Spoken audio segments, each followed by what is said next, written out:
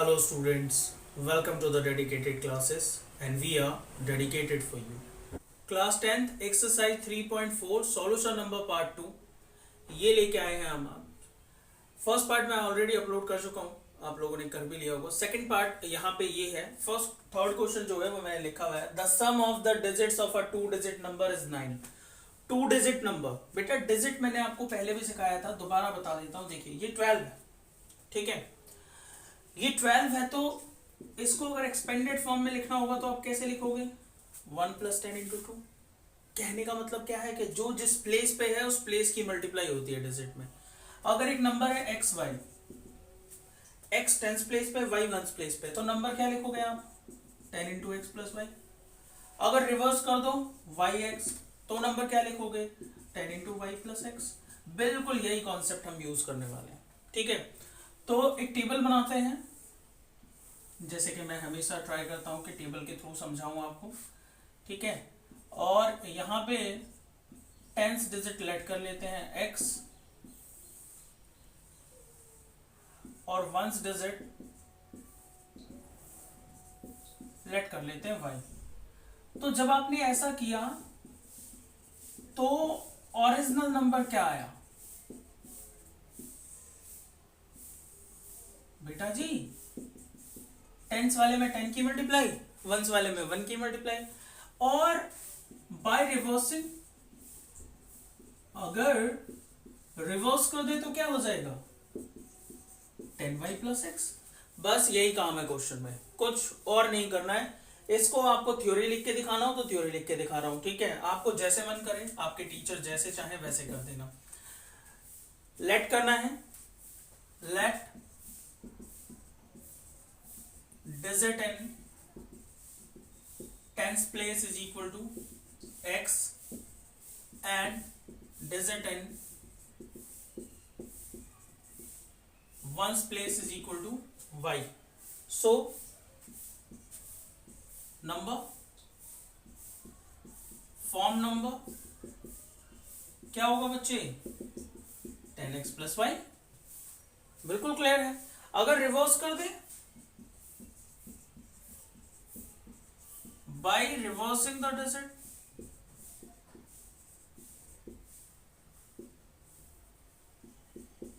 obtained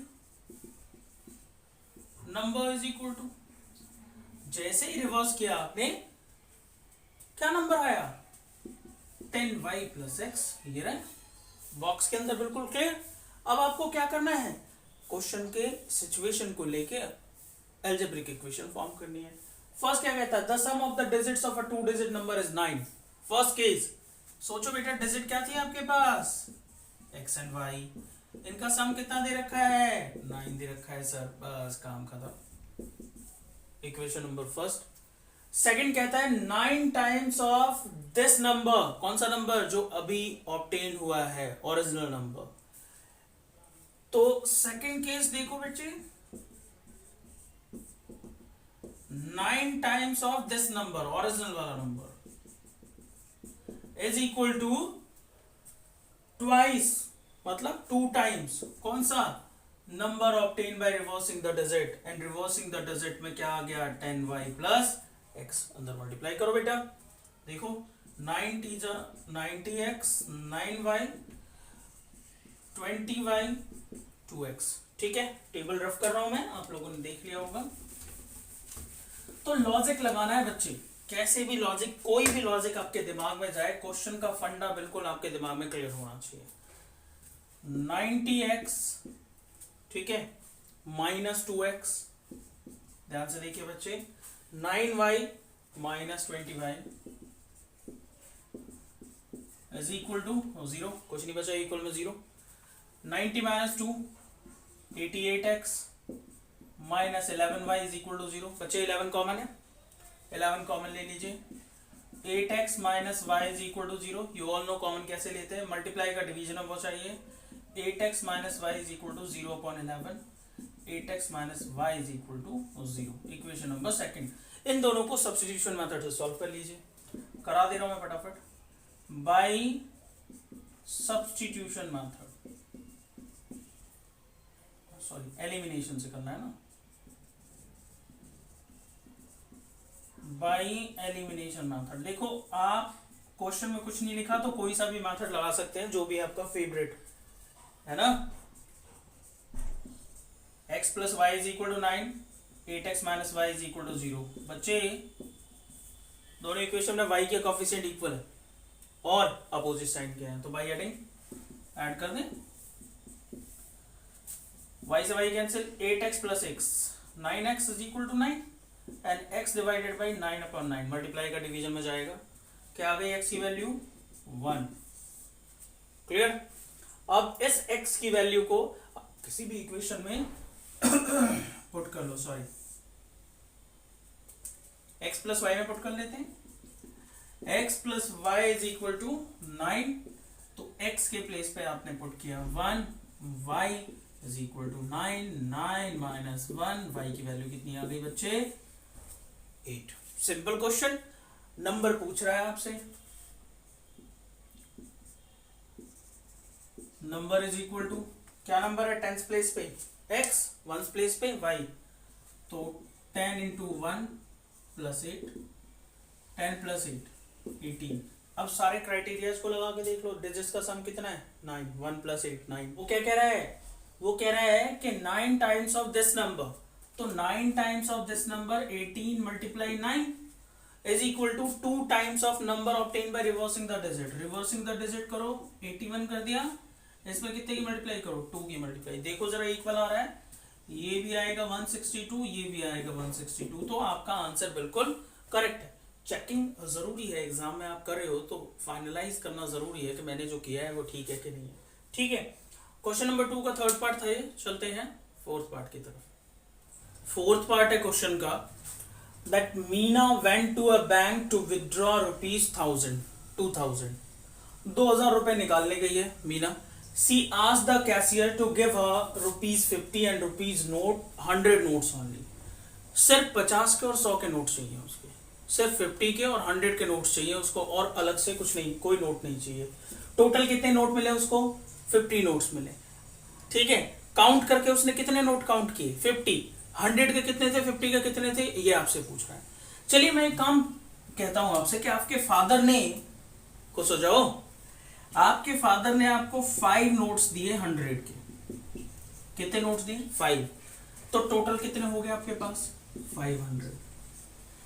आपके छोटे भाई को 5 नोट दिए 50 के, तो उसके पास टोटल कितने हो गए 250।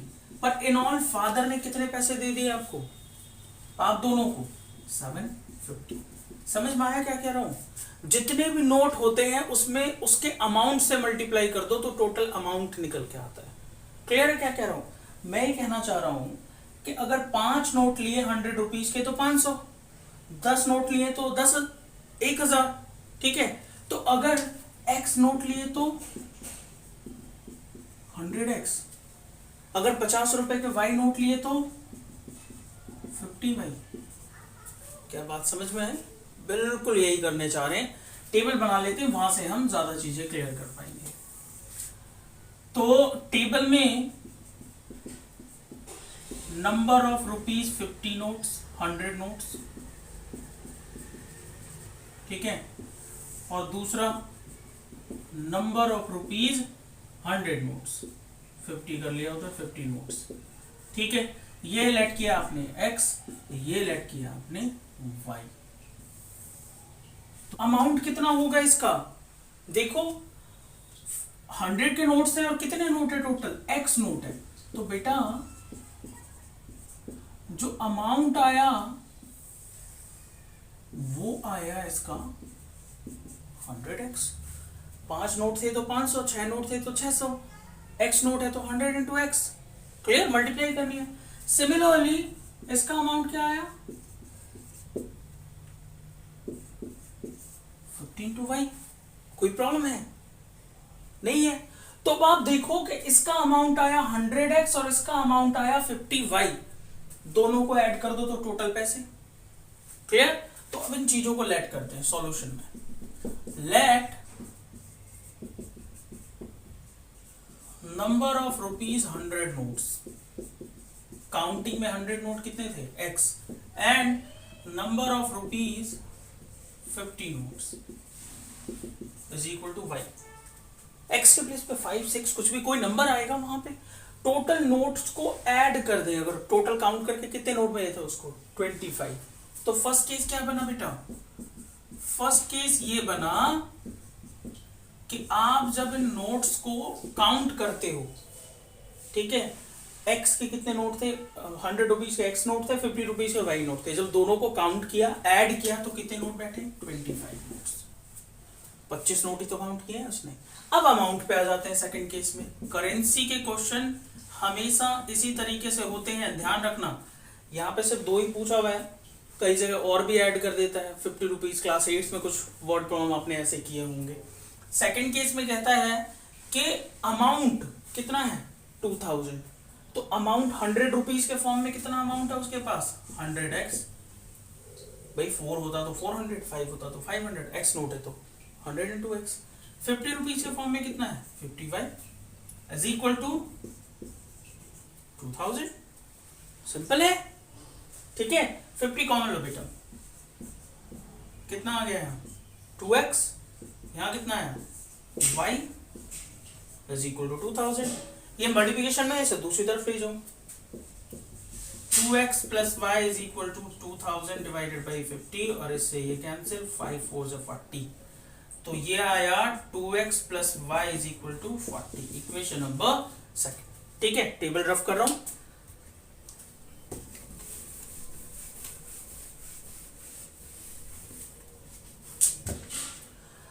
अब इन दोनों इक्वेशंस को लिख के एलिमिनेशन से सॉल्व करो।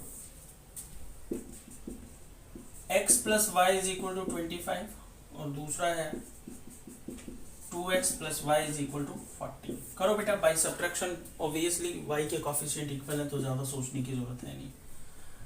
2x माइनस x y से y कैंसिल, 14 माइनस 25 कितना आ गया 15, माइनस का 15, x माइनस से minus cancel, x is equal to 15। x की 15 वैल्यू आ गई तो यहां पुट करो from first.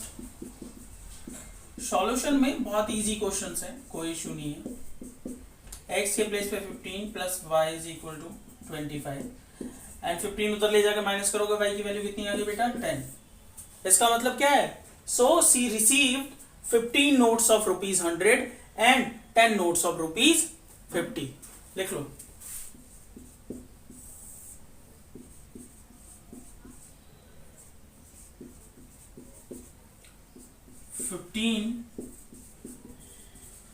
Notes of rupees 100 and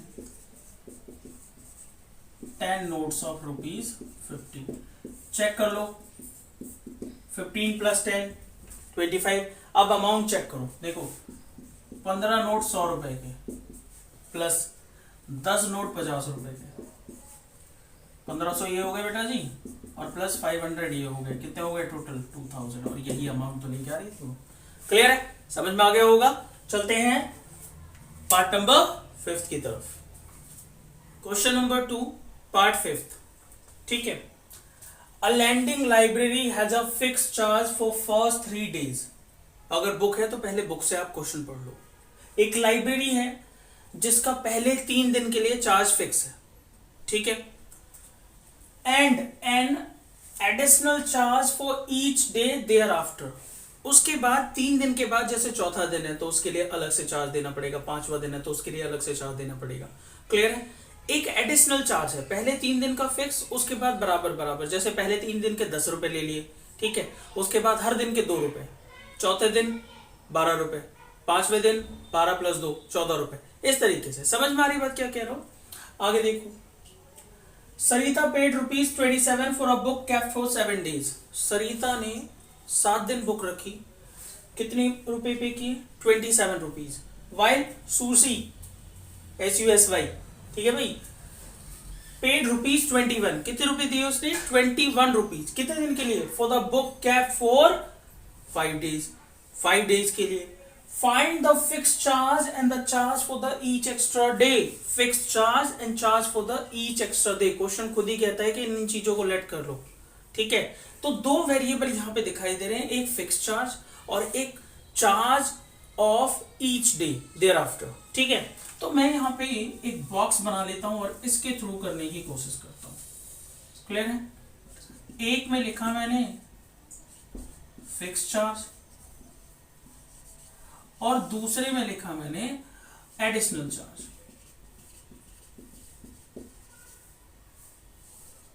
charge for each day, fix charge for 3 days। देखो बच्चे, ये बॉक्स आपकी बहुत हेल्प करेगा। ठीक है, ये लेट कर लिया आपने x और ये लेट कर लिया आपने y। अब जरा मेरी बात ध्यान से समझो। फर्स्ट केस देखते हैं सरिता वाले में। कितने दिन रखे थे इसने? 7 days रखे थे इसने। आप इसको 2 पार्ट में डिवाइड करोगे, एक पार्ट वो जिसमें फिक्स चार्ज लगता है और एक पार्ट वो जिसमें आपको एक्स्ट्रा चार्ज देना है। तो 7 days के लिए आपने इसको 2 पार्ट में डिवाइड किया, 3 days 4 days। ठीक है, 3 days का चार्ज क्या मिला बेटा जी आपको? x। 4 days का क्या मिला? 4y। 1 day का y, तो 4 day का कितना हुआ? 4y। ठीक है, टोटल कितना होगा? इन दोनों को ऐड कर देंगे। सिमिलर यहां दूसरे केस में 5 days है। 5 days में बच्चे आप फिक्स पीरियड अलग करो और एडिशनल अलग करो। फिक्स पीरियड का चार्ज कितना है? फिक्स है x, और 2 days का एक्स्ट्रा देना है आपको, तो 1 दिन का y, तो 2 दिन का कितना हुआ? 2y। क्लियर? जैसे जैसे टेबल बनाइए वैसे वैसे थ्योरी लिख लो। ठीक है, सॉल्यूशन लिख के दिखा रहा हूं आपको। Let fix charge is equal to ₹x।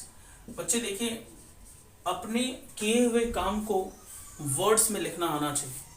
ठीक है, डिक्लेरेशन बहुत इंपॉर्टेंट होती है। किसी भी काम को करके, खराब करके, सही भी करो और उल्टा सीधा लिख दो तो फर्क नहीं पड़ता, है ना? किसी पे इंपैक्ट नहीं पड़ता है। जब आप उसको ठीक से करते हो तब इंपैक्ट पड़ता है। Fix charge is equal to ₹x and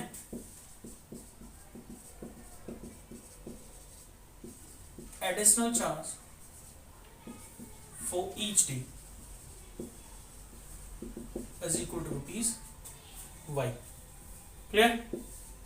अब देखते हैं पहला केस फॉर सरिता। जिस बच्चे के टेबल समझ में आ गई है वो यहां से देख ले।